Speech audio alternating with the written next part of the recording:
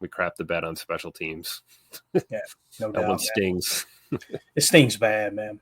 Yep. That's hearing Bill Belichick talk about that loss to the Eagles. He's like, man, you fumble and lose the opening kickoff. He said on a crappy play call too, like the ball shouldn't have went to the Eagles, but you do that in the opening kickoff. It's hard to win that ball game right from the get-go, especially against a team like the Eagles. But United Base says, I need a week 1 home opener.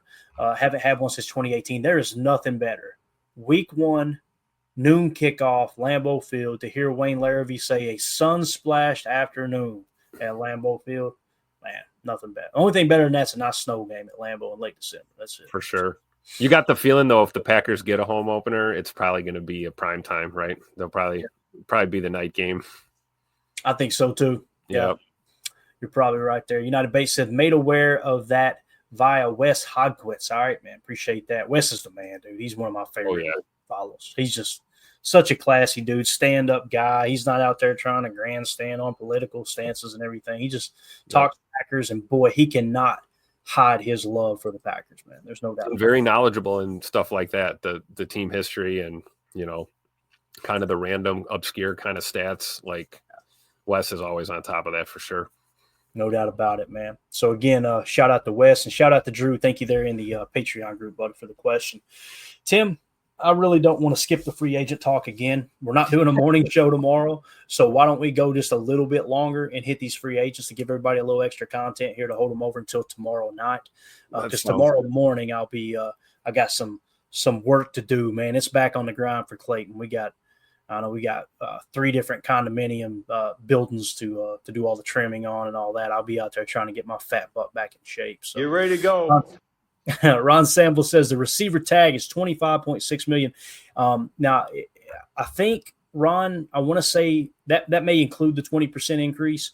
T. Higgins, if he gets hit with that franchise tag at receiver, he was franchise tag last year, and per the CBA, it goes from 100% of last year to 120%. So I think that you may be including that, but just double check that, because I know that 120% is on the table there. That's why I don't know why they would franchise tag T. Higgins again. That doesn't make any sense to me, but I wouldn't be surprised, though. Crazier things have happened. All right, let's hit this short list, Tim. I want to get your take on it, too. I'm going to put the PFF grades up and try to do this in real time and not have too much dead air. I got Over the Cap opened up, too, if we need to look up anybody. Cool. I've got the market value next to them, so we should be good. I should be able to rattle those numbers off. I just want to get your reaction to whether you think we should sign them or not. And everybody in the chat, let us know what you think as well. First things first, Drew Dalman. We've talked about him, ad nauseum. Obviously, you see here, he's the 5th highest graded center in the NFL, according to PFF. Try to get that a little bit more zoomed in for y'all. And his market value is showing $6.8 million per. You guys know how I feel about that. To me, that would be a great move, because if you sign him to a 4-year deal at an average annual value of 6.8, and listen, guys, he may crack 10. That could happen, right? That, we've seen last year some of these numbers were a little lower than what they ended up being. So, there's definitely a scenario where Drew could price himself out of the conversation for us. But we've been sitting here talking about who's going to play center. If you sign Drew Dalman, you're okay, bang, immediate upgrade at center, right? And now you go draft a couple of offensive linemen. Now we go from needing 3 offensive linemen to only needing 2 backups, right? And if the board falls just right and you have a stud offensive lineman like a Mimbo fall to you at 23, draft him, and he's competing for a starting job. And now you don't even have to worry about replacing Sean Ryan after next year. You've already got the future in place, rookie deals. Even when Elton gets to the point where he's stepping away or it doesn't make sense for us to keep him, you'll have another starter in waiting there, I guess you could say. So Drew Dalman at $6.8 million, Tim. How you feel about that, man? Yeah, thumbs up for sure. Approval, definitely. I'm just looking at some of the other names, even at the center position. I mean, what is his name here? Ryan Kelly from Indianapolis. Mm-hmm. Way more bankroll needed to get a guy like that, and he's 32. So you get the advantage with Drew Dalman. I think Dalman's 27 or something, 26, 26, I think, almost 27, I believe, if I remember right. So you're getting multiple levels of value there. A little cheaper on the pocketbook, and then you got the age factor too. So, I like Dalman a lot. Why don't we try to do this by position? Probably make the most sense. So let's stick with offensive line. The only other offensive lineman that I seen that I kind of liked was this James Daniels here from Pittsburgh. All right, James Daniels, his market value, Tim, it's showing it's only $7.8 million. Now look at his PFF grade, bro. 92.9 last year for the Pittsburgh Steelers. Now, only 209 snaps, so you got to kind of take into consideration injuries, things like that. But if he is healthy and good to go, you really like – and again, he got hurt, it looks like in week 5, so I imagine he would be ready for the season, even if it's an ACL. We'll probably need to do a little research. If you guys would, in the chat, find out what James Daniels' injury was last year for the Steelers, okay? Because, again, he was grading out really, really well. But you look at his entire career here, you're looking at a 68, 69, 65, 71, 66, 61, 92. He never dipped under 60 his entire career. And if you're talking about $7.8 million, maybe you can guarantee a little bit more and get that cap number down to about $6 million per based on him coming off the injury. But really like to know exactly what that injury is before you make a decision there. That's another guy that just kind of caught my attention a little bit. What do you think about that, man, based off of if the injury isn't something that, wow, this might be injury or career altering? Looked like he tore his Achilles, thank you, United Bates, in week 4. That's tough. For a big offensive lineman, that's real tough. Yeah, that would be the only big question mark, right? Like, what are you going to get? How old is he again? Let's see. He is 27 years old. 27. So, okay, nothing to lead you to believe that his career is over, right? He's still young enough to recoup that. But, being a O-lineman, a little bit more meat on the bones, as they say, it's a little rehab looks a little different for an ACL for that type of guy. So I'm going to put a yes question mark. Yes. Got it. All right. Let's move it along here. Hopefully this doesn't reset. And come on, baby. There we go. We got it. All right. So next position, let's move over to cornerback. We've talked a lot about corner. And let me go over here to defense. Exit that out, and we'll just go strictly cornerback here and see what we got going on. It may take a second. It's thinking here, which is it's wild that PFF struggles this bad sometimes. No other website does that on the old NASA computer here. DJ Reed. All right, let's go find DJ Reed real quick. I can't remember what his grade was. It wasn't like out of this world, but it was decent. Where are you at, DJ Reed? Here we go. So he was the 46th best cornerback at a 70.7 was his PFF grade. If you look at his career, his PFF grade 66, 75, 75, 78, 72, 77, and 70. So about as solid as you can ask for. He's 28 years old. You give him a 3-year deal, you can get out of it in 2. No problem there, in my opinion. Here's the issue with DJ Reed. His projected value, market value, is 14.7 mil. Chat, would you do that? 14.7 mil on 3 years, which is actually 2 for DJ Reed. That could fix your cornerback problem if Ja doesn't return. How do you feel about it, Tim?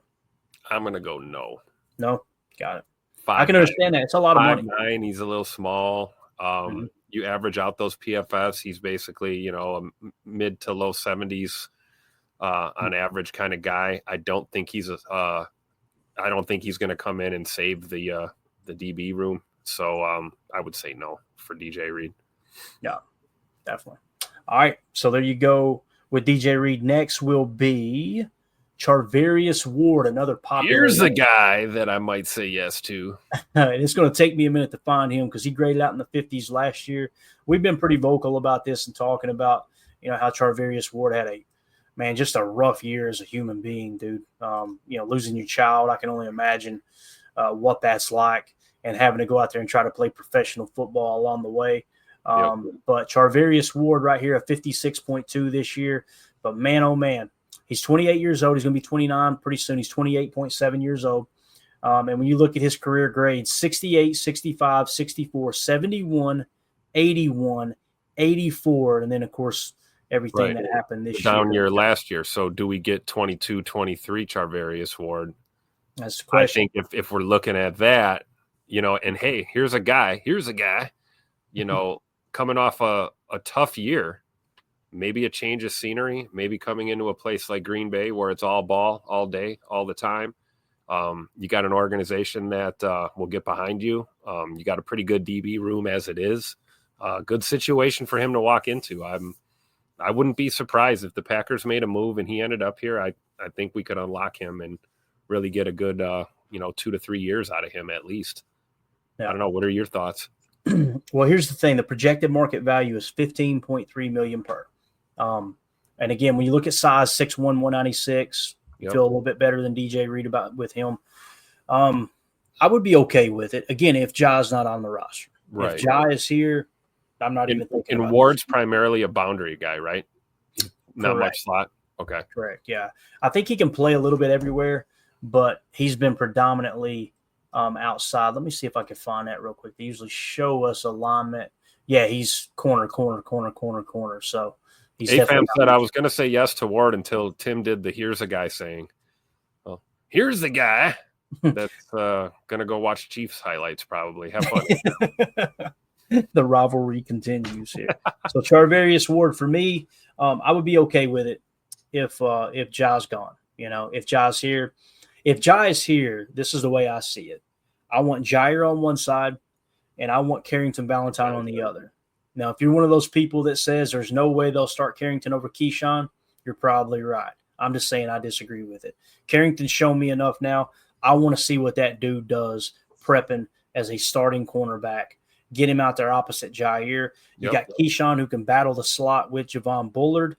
And then, of course, if you get an injury, it's nice to know Keyshawn can go out there and play outside because that was probably his better position this year. Here's the thing. He surprised a lot of us, I think, last season, right? Absolutely. Playing outside like that. I mean, we were always kind of iffy with him in the slot to begin with. But the fact that he played out on the outside as well as he did last year, that certainly, that's why he's in the conversation right now. Yeah, definitely. Let's see if we can find Kendall Fuller. I know we were kind of talking about him the last couple of days. If I can find him off the screen, that would help a lot because we can click right to the next page. If I just search the player and then I click on him, it takes it to a whole nother screen. We got to reboot the screen. It's just a pain in the arse. Let's see here. Miami. I'm pretty sure was where he was at. Kendall Fuller. So he was the 72nd best corner this year. All right. His PFF grades throughout his career, 56, 90, 72, 70, 66, 81, 76, 83, 66. So he's due for an up year, right? His size is right in between what we were talking about there with DJ Reed and Charvarius Ward. He's at 5'11", decent size. He is 30 years old, though. Yeah, that's what I was going to say, man. 30. Now, check this out, though, Tim. When you see that, you think, okay. What about to the tune of $7.5 million? Well, that you could definitely swing, especially if Ja's not on the team, right? That's going to free up $6 million in cap or whatever. I mean, yeah. But if you told me, you're going to go from Jair to Kendall Fuller, I'm probably less excited, just on face value. But I'm kind of in the middle on him. I don't want to say no. I don't want to say yes. And when we did the breakdown of them too, I want to say that Fuller wasn't as impressive. Like his passer rating when targeted was 89.8. That was better than Keyshawn at 101.2. But Carrington Valentine's passer rating when targeted 69, right? And again, if Ja's not on the team, Kendall Fuller had a much better passer rating when targeted than Keyshawn Nixon, but he did give up more yards per target at 6.8 to Keyshawn Nixon's 6.1.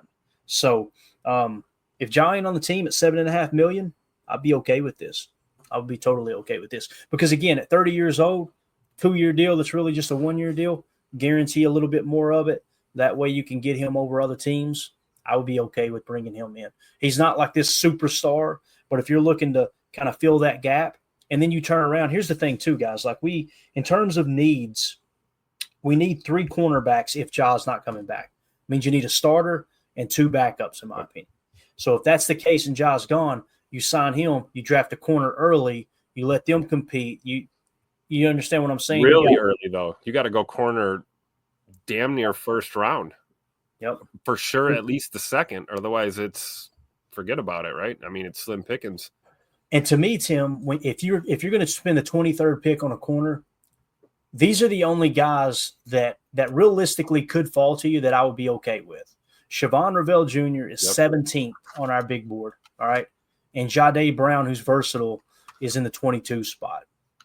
Now, Siobhan Revelle Jr. had an injury this year. They're expecting him to be healthy. I think he's going to be at the combine, last I heard. You guys correct me if I'm wrong there. So if he's good there, remove the red mark, you're okay. You're ready to roll. But you do have some versatility there in Jahdae Brown. Those are the two guys that I would be okay with if you took a corner in the first round. Outside of that, we're to the point now on our board, and it could change slightly, and those guys could sink, and some of these guys might rise back up the board. But Trey Amos, I've gotten the 53 spot now. Yep. I'm I'm off of that now at 23. What about Ezra Thomas? Ezra Thomas. Let's see where we got him. I'm just thinking of guys that wouldn't be there in the first round. Like, say we don't go first round. I'm thinking like you just said, or Ezra Thomas, we got in the 69 spot, right? And he did get the bonus from the Senior Bowl. Daniel Jeremiah said he was awesome at the Senior Bowl. And then we talked about Jalen Smith, USC, this morning. He's in the 60-something range, I think, right? Gotcha. Correct me if I'm wrong. I don't know where we have Jalen Smith on our board. I think he's probably in the hundreds on our board. I think he is. Yeah, I was trying to comb through and see if I could see him without searching. Jalen Smith. There's a lot of Jalen's in this draft too. Jalen Smith. PFF's got him 193, 33rd best corner, graded out 82.6 last year. So that's what I mean about it getting a little thinner as you get past that first and early second round. I mean, it's going to be really hard to get a top quality corner. Yeah, we got Jalen Smith in the 198 spot. Okay. And he's one of those guys that in 2024 he had a great PFF grade, right? He was the 49th highest graded corner in all of college football. But the thing that's bringing him down the most is outside of that, his second best year, he was the 460th best corner. So it dropped significantly. And the consensus big board had him at 225, while PFF had him at 153 when we took the info in. So, yeah, I'm a little less on Jalen Smith. But again, those two names at the top there, Jahdae Brown and our other boy, Siobhan Revelle, I would be okay with those at 23, at least how the board sits right now. If Siobhan Revelle proves that he's definitely healthy. So that's what did you have for your what was your second round guy? You said Amos would have been your okay. Amos we had. Matter of fact, if I just sort by corner here, it's funny, we're supposed to be talking free agents and we're over here talking draft. I love it. These are where the conversations go though, man. Yeah. So if we go corner here, I've got Travis Hunter as the number one corner, Will Johnson at 2, Siobhan Revelle 3, Jahdae Brown 4, and then next is Trey Amos. He's got a 51.4 grade, but I want to say he was in, like we just said, around the 60 spot, somewhere around there. Then it's Ezra Thomas, then Benjamin Morrison. But, I mean, there's some people that's got Benjamin Morrison as a first-round pick. I'm not there on that. And you guys know I love my Notre Dame Fighting Irish. So. Do you have our board pulled up still?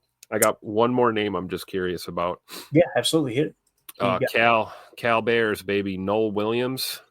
Let's see here. Yeah, we've hit him a couple times, I think. He could be a third round guy. In OHL, right? Yep. Yeah, Noel Williams from the East-West Shrine Bowl, 157th on our board, but he did get a huge bonus there. Everybody was bragging on him at the East-West Shrine Bowl. Yep. So he had a good game there, or a good week there, I should say. And also keep in mind, we got him at 150, 157. Dane Brugler's got him in the top 100 at 91. So he's way higher on him than we are. So, PFF's got him at 114. So there you go. A little lower, but Yeah, and at the end of the season, PFF had him at 150. So for sure. But those are the type of names we're talking about, right? Like if you're not swinging in the first round, this is what you're going to kind of be hoping falls to you. Yeah, no doubt about it. All right, let's move on to, we talked a little bit about wide receiver. We've hit on my boy Chris Godwin a lot, right?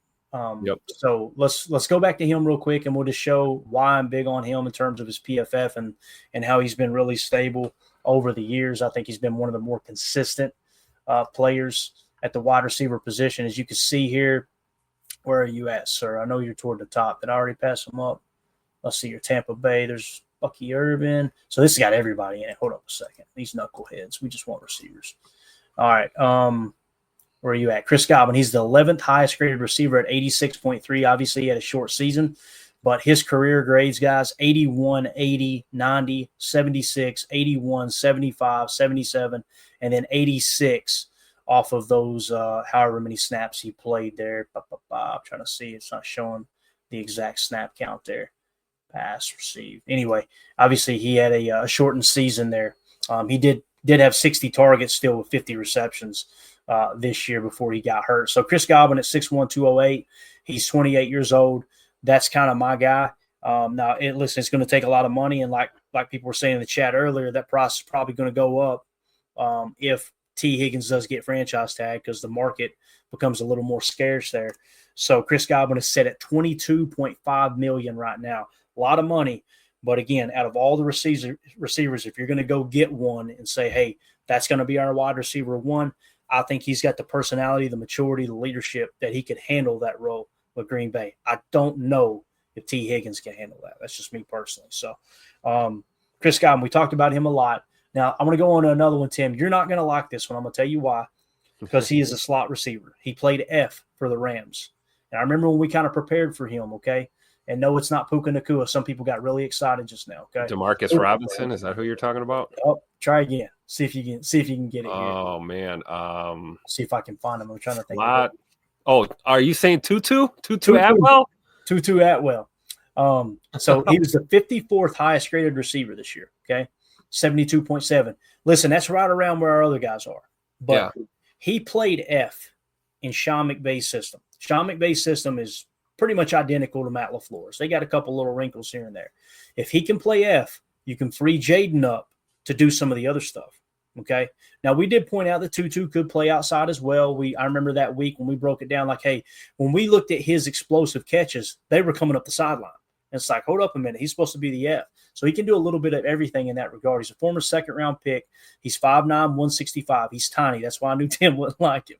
But his PFF grades, Tim, starting in 2022, 70, 68, 72.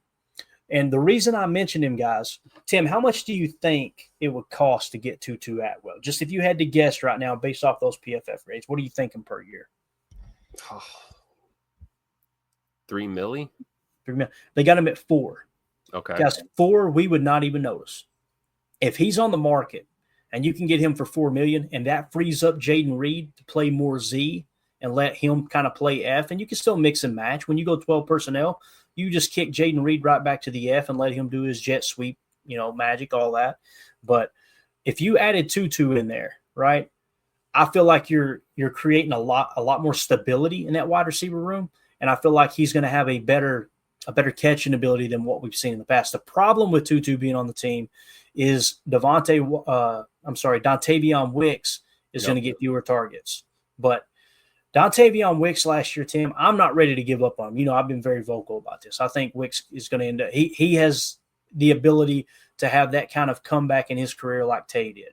But he was like – I want to say he had more targets than Romeo Doubs last year. He had like 70-some targets, and he didn't maximize them. So if you bring in more competition there with Tutu, let's go. That could be something that, again, I think it adds stability. And let's be real. How many times were receivers hurt last year? Jaden missed time with the ankle. Could you imagine if Jaden Reed gets hurt, right, again, and Tutu Atwell just steps right into that F? You don't really – I'm not saying he's better than Jaden Reed. He's not. No, but your offense doesn't miss a beat, really. Right. You don't have to still run your go offense around that. Yeah. And again, if it was $8 million, I'd be going, nah. With $4 million, come on. And you bring up some intriguing factors, like for a guy like me who's adverse to the small receivers. Tutu's 26, man. So he's got the age going for him. You mentioned playing in McVay's system, so he's got some familiarity here with, familiarity in a nutshell kind of concepts and those sort of things. Matt LaFleur runs his own offense. But I think he would fit in well here. And then, of course, the, good old Rusty Hurts. Jacob loves his bargain bin. You're talking about the budget friendly. So you got budget friendly. He's familiar with the offense. He's 26, so he's not a newbie, but he's not an old dog. I mean, yeah, I can get over the fact that he's 5'9", $165. It's all right. Yeah, United Base says Atwell does have return experience if Nixon wants to exit that role, like he had mentioned, right? So something else to keep in mind there. I personally don't like Jaden Reed returning punts. That's just me. So if you if you got extra added value there, and Tutu could take that over and just free Jaden up. I don't think Jaden's a good punt returner. I don't. And I don't think it's any coincidence that as they press him into being punt returner more, you kind of see his play decline a little later. And it's just, I don't know, man. How do you feel about that? Do you like him as punt returner? Am I losing my mind here or what? I don't feel as bad as I did about Amari Rodgers returning punts when I look at Jayden Reed. But no, I will say this. I'm not in love with him being our return guy. I do feel like, he's good at securing the catch, and he's, never had super issues, dropping the ball and things like that. A couple questionable choices we've seen, but I just, you're right. You don't want to see him. I like to see him as a receiver. I don't want to see him taking a step back as a receiver because, they're pressing him into that return game, like you said. A lot of times early in your career, guys are asked to do that, whether it's a wideout or a DB. A lot of times they'll get kind of thrust into that return role. And usually it's like whoever does the best on the jugs machine, during practice or something. And, you kind of play your way into returning kicks and punts, during preseason. And then before you know it, it's been a year or 2 years and you're kind of stuck as the return guy. And I think that might be where Jayden Reed is here. And I think you're right. Bringing another receiver of that pedigree into the fold might allow him to get out of that role, or a corner or somebody, doing it. I don't know. Can Kalen King return punts? Maybe we should look at him out there. I don't know. Yeah, Marshawn Lloyd. There you go. I don't know if he has a history of it, but he's shifty. He's, as Matt LaFleur refers to him, that little rocket in the backfield. So, all right, another player here, defensive tackle from Detroit. You could steal one from Detroit here. Levi Ozarike, I think is how you say the name. Amelia always helps me with it. He's obviously not here. He's running from ICE tonight. 70.2 was his PFF grade, Tim. Defensive tackle out of Detroit. What do you think his projected market value is? Because, defensive tackles get paid a lot of money. That's one of those high-end. How old is he? He is, let's click on it real quick. He is 27 years. He's going to be 27. He's 26 right now. He's going to be 27. 8 million, 7 million, 7 to 8 million. 4.5 million. Woo! Awesome. I seen that and I thought, now look, he started off rough, 43 his rookie year, jumped to a 68, and then last year a 70.2. And again, good size, 6'3", 290, right? That's kind of that 290, 295 range is absolutely perfect for a 4.3 in my opinion. So you got decent height there, good reach. He's one that kind of caught my attention. Like, man, at 4.5 million, if that holds true, add a little depth to defensive tackle, and you still want away from that awesome defensive front in Detroit. The question is, Tim, if you were to go sign Ozarike, would you be able to root for him? Because I know you hate the Lions. Oh no, I can get over that. I'm not that petty, but yeah, I still hate the Lions. But I will tell you this. I'd rather try Calais Campbell for a year for, $1 million less, probably 3 million for him, right? 3.5 or something. And everybody's like, well, he's older than the hills. Yeah. Doesn't matter. He's still kicking people's asses every year. Every year he just keeps doing it.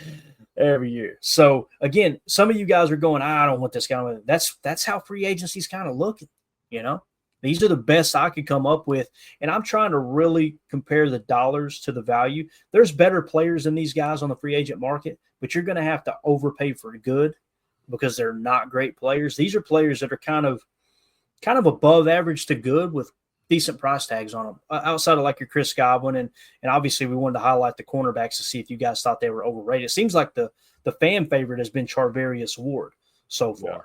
Yeah. So we'll see. We'll see what happens there. Last position here, we're going to go linebacker for a minute, Tim. And you guys know we got two linebacker positions to fill, right? In my opinion. This guy is Devin Bush. I can't remember who he played for, and some people love him, some people hate him. He was the 16th highest graded linebacker last year, Tim. He played for Cleveland, 79.2. When you look at his career, he had a career year. They unlocked him. 62, 59, 34, 58, 57, 79. So last year, a 79.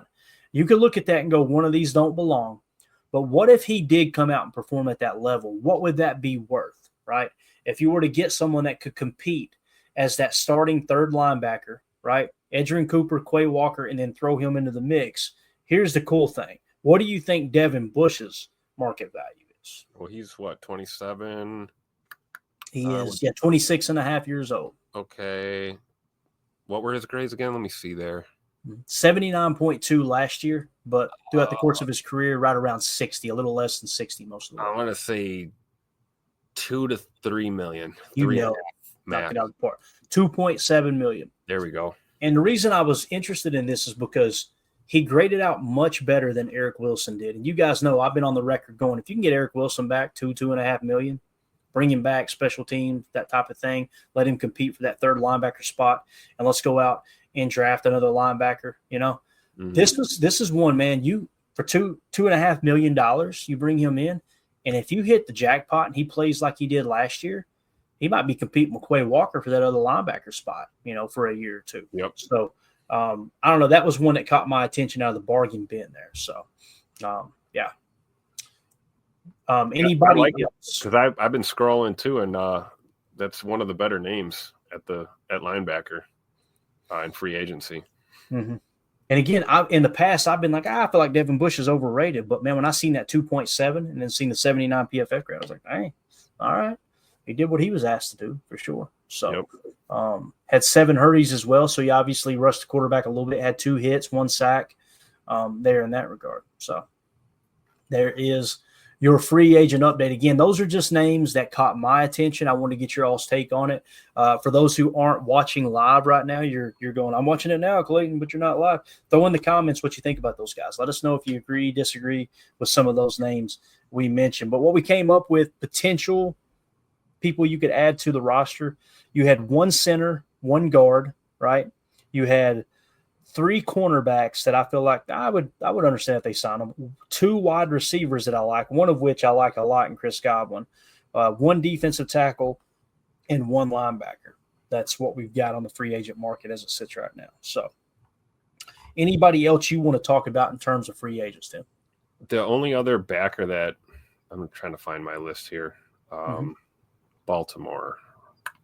Where are the Ravens? Oh, this is prime television right here. Sorry, guys. You're good. I'm going to come through and I'm just looking for Baltimore. I still got linebackers pulled up on my page. Malik Harrison. 27 years old. I'd just like to see what the grades are on him. Mm-hmm. He just caught my eye. Baltimore defense backer.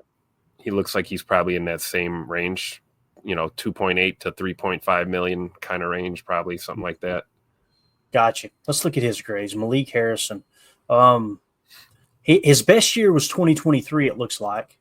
Malik Harrison, 52, 42, 66, 74, and then last year he dropped back to a 51. Yeah. A little bit inconsistent. He's 27 years old, like you said, though. 6'3", 259. He's got the size you're looking for to play linebacker for sure. Played for a big program there with Ohio State, former 3rd-round pick. So, he did show some promise. Like his best game last year was against Buffalo at home at 84.3. Only played 8 snaps, though. And then his second best game was at the LA Chargers where he played Mike and had a grade of 81.5 on 50 snaps. So he showed some upside, but a couple more games there, 74.5 at Cleveland, 74.1 against Denver at home. He had a 70.9 on the road in Dallas, played right outside linebacker in that game. I don't think he's worth the projected salary, though. Nah. I mean, I'm too much red in that tackle grade for me. I don't like linebackers that can't tackle, man. Yeah, especially this stint right here, man, from week 13 all the way through week 17. Yeah, and that's down the stretch. Yeah. Think about that. Baltimore trying to close out their season, and he's crapping the bed with the tackle grade. Not a good look. Yeah. All right. Glad you brought that up. Yeah. That's what we're doing too, man. We're just trying to, trying to spot a couple guys that otherwise we might not have seen. How about that Zach Bond guy out of Philly? Hey, man, he's had one good year, right, Tim? Am I thinking right? Yeah, last season. Yeah, and he was dominant. Don't get me wrong. Let me pop him up real quick. Let's just look at it. And again, we don't know if Philly's going to let him hit the market. Obviously, I wonder if they let him go or not. Yeah, here we go. And again, when you remove the minimal, he is the number one linebacker, right? Yep. At a 90.1. What has he done the rest of his year? 6'3", 225, good size, former third-round pick, Wisconsin Badger there. 65, 44, 50, 71, and then 90. So the last 2 years. Kind of stepped it up, yeah. Yeah, maybe it finally clicked, you know. It started to click in New Orleans, and he goes to Philly, and bang, right? Yeah, I don't think the Eagles are going to let him go. I don't either, man. He's 29, right? Or 30, 29, something like that. He is 28. Yeah. So. 28, right? So Philly can, offer him a 4-year or 3-year deal or something. Probably make it happen. I have a hard time believing they'll let him go. I really do. Yeah. Looks like the chat agrees there too. So, yeah. Sweet. Greg S. says, I think he was an edge rusher converted to linebacker. That's interesting, right? Because he does play with a certain level of aggressivity, as Brady Papinga would say. United Bates, no way Philly's letting him go. Local peeps would go ballistic. Yeah.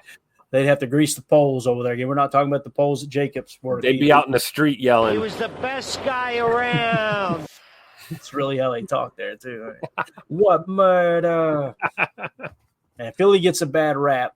And you guys know the whole Basarski thing that happened this year was rough, right? Them going to the Philly game.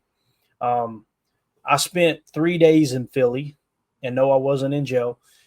Spent 3 days in Philly, and I stayed in the historic district. Though we stayed in an old Airbnb that was owned by one of the founding fathers, like was built by one of the founding fathers. So we got to do the whole historic thing.